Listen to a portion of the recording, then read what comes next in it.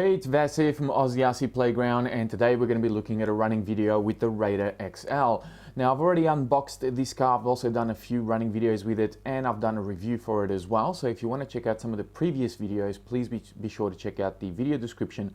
I'll have a playlist in there so you can have a look at some of those old videos if you wish. Now, one of the things that I wanted to do with this car pretty much ever since I got it was upgrade its shocks. The shocks that it come with, they're not bad. They work reasonably well, but they are plastic bodied. You do need preload clips to kind of adjust your spring rate.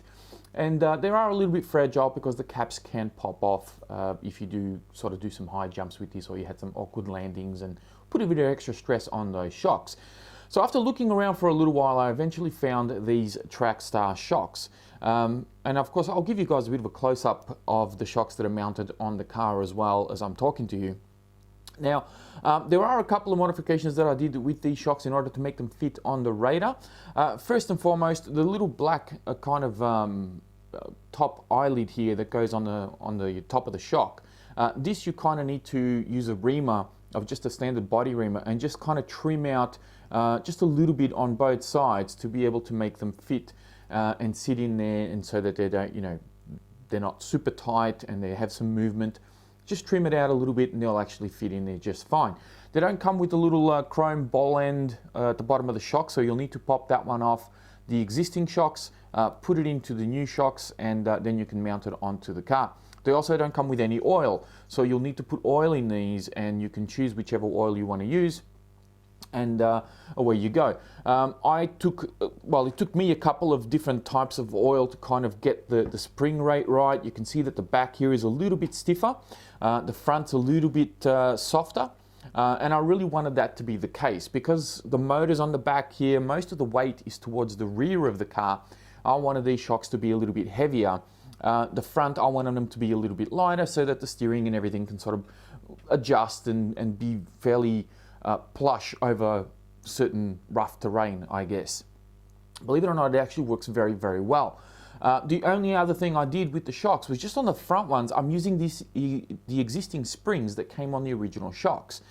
Because the original springs that come with these, they're a little bit long, and the shocks themselves are actually a little bit longer than the standard shocks on the Raider. So if I had the original, the TrackStar springs, the way that the shock is designed to be mounted up, the front end kind of would have lifted up a little bit. It felt like the car wasn't really settled on the ground very well.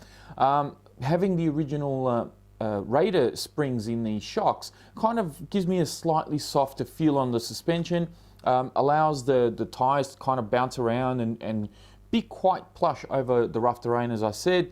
And it just works really well. It settles the car in nice and low, and it's very stable. It works very, very well, and I'm sure you'll see that in the running video coming up in a minute or two. The only other thing I changed on the car has been this aluminium brace on the front here, just to give it a little bit of extra stiffness on this front shock tower, and I also put the aluminium hinge pin brace on the front here, just in case I had any sort of head-on impacts. You don't want to rip the hinge pins off that front brace, so this gives it a little bit of extra strength, and so far so good. I mean, I've been very lucky. I haven't really abused this car too much. Pretty much ever since I've done the review, I haven't abused it too much, and the shock upgrade on this works just beautifully. I'm actually quite happy with these shocks so far. I've got a few different ones. I've also got some of the 1/8 scale ones that I want to test out on some of the other RCs. So keep an eye out. I will be doing some more videos on these shocks and sort of testing them out and just seeing what, how they work and what RCs they actually work well in. So that's it for this sort of intro. Hopefully you guys enjoy the running video. If you do, please be sure to give the video a thumbs up. Don't forget to subscribe if you're new. And as always, check out the video description for more information on the car, as well as a link to my Facebook page. Thank you again, and I'll speak to you next time. Okay, so here we are with the RaiderXL. Oh, man, this thing jumps so well. Today we are running the TrackStar shocks, but I did have to keep the stock springs on the front. Turns out they're the same size as the original. Yeah, come on. Grass is wet. If we don't have momentum going up that hill, not going to really grip all that well.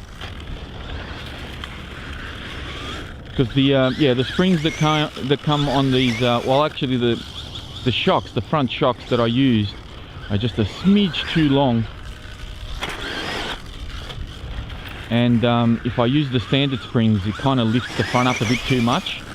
But you can see the suspension on the front working so well, soaking up all those little bumps. I'm really liking the way I've set this up. Very, very nice. So we are on 2S only. We're not going crazy today. We're going to keep it fairly civil. Wow, this thing jumps so well. I remember when I did the RC race wars between this car and the Pro 2 from Proline. Although that is an awesome car, don't get me wrong, I really love that Pro 2, the Buggy. Oh, really? Yeah, so I really like the Pro 2 Buggy, but it doesn't jump anywhere near as nice or as graceful as this. Good shocks though on the Pro 2. They got some really good shocks. I think the balance is just a little off. Now I am driving this with AVC, in case you're wondering, because yeah, I'm keeping it very straight, very civilized. I will switch off AVC on the next lap and you'll see how messy this thing gets. It does get very tricky. Alright, so let me turn AVC all the way down. Straight away I can feel that it's a little bit harder. Oop.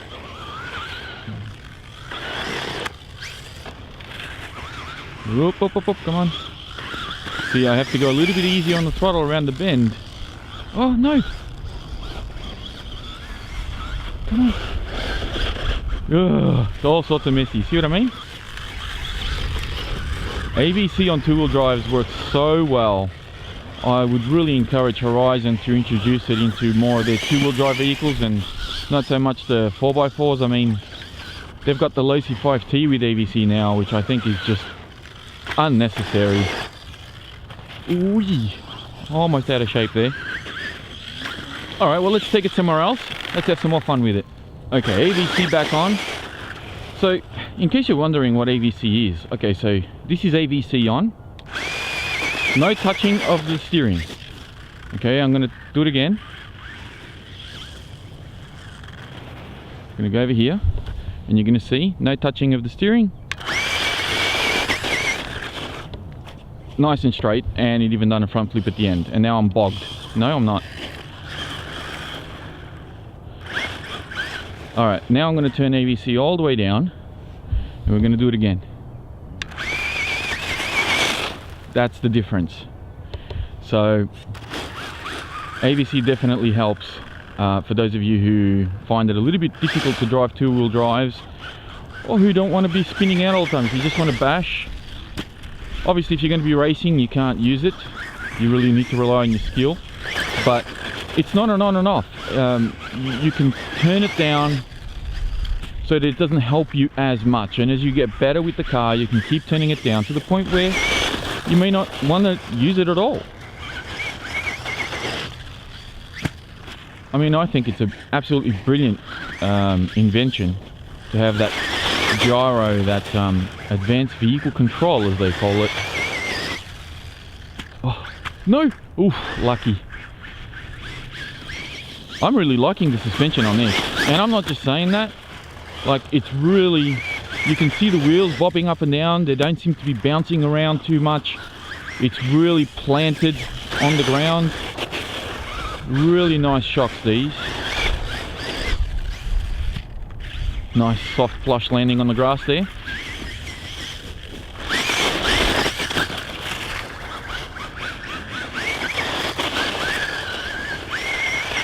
And what you'll notice as I'm doing this, the throttle will kind of slow down, the steering will step in and help you out, so you can see I can make this turn quite easily. Alright, now if I turn it down, see if I can do that drifting action again, and it spins out, and it spins out, and it spins out. Come on, can I drift it? It spins out. Okay, back to the AVC on.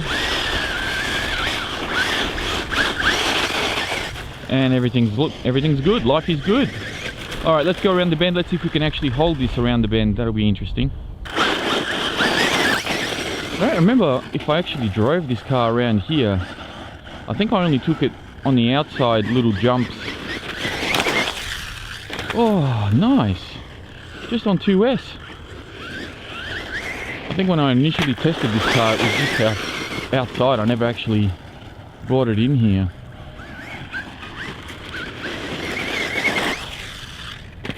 Wow. Really nice. Really smooth. Very, very good.